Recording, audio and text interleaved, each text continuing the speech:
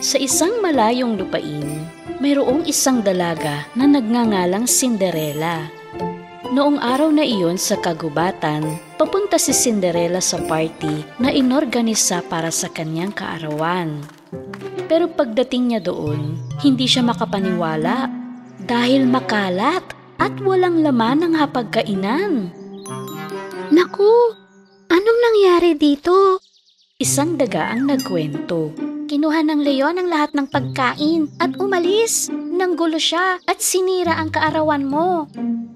Ngayon lang namin nakita ang leon na galit, sabi ng giraffe. Walang dahilan para hindi kami matakot sa leon.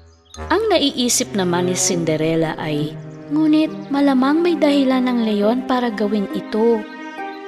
Kaya hinanap niya ang leon na may ganoong pag-iisip at sinundan siya ng mausisang maliit na daga. Sa ilang sandaling paglalakad, napansin nila ang mga cotton candy na nililipad ng hangin. Doon sila nanggaling, sabi ng daga. Tumakbo si Cinderella sa itinuro ng daga at nakita niya ang leon na itinatapon sa balon ang mga pagkaing kinuha niya sa party. Galit na sinabi ng leon, "Wow! Ito pa ang cotton candy. Tingnan natin kung paano sila magparty nang wala ako." Lumapit ang daga sa leon at sinabing, "Leon, wag mong itapon." Nagulat ang leon, nawalan siya ng balanse at nahulog sa balon. Napahango si Cinderella para tumulong. Nakita niya ang leon na nakakapit ang mga kuko nito sa gilid ng balon. Tulong! Tulungan niyo ako! Pag nahulog ako, di na ako makakalis dito! Cinderella, ayun, may lubid! Mahigpit na itinali ni Cinderella ang dulo ng lubid sa puno. Inihagis naman ng daga ang kabilang dulo nito sa leon. Kahit nahihirapan, kumapit ang leon sa lubid at inangat ang sarili sa balon. Leon, bakit ka ba nagkakaganyan? Hindi kasi ako inimbitahan sa party dahil takot silang lahat sa akin. Buong gabi pa naman ako nagluto ng cake para sa party mo. Nahabag si Cinderella sa sinabi ng leon. Pero hindi solusyon ang sirain ang party. Kita mo, munti ka nang mahulog sa balon. Eddie, kung gusto mo, puntahan natin sila at kausapin. Inamin ng leon na mali ang kanyang inasal.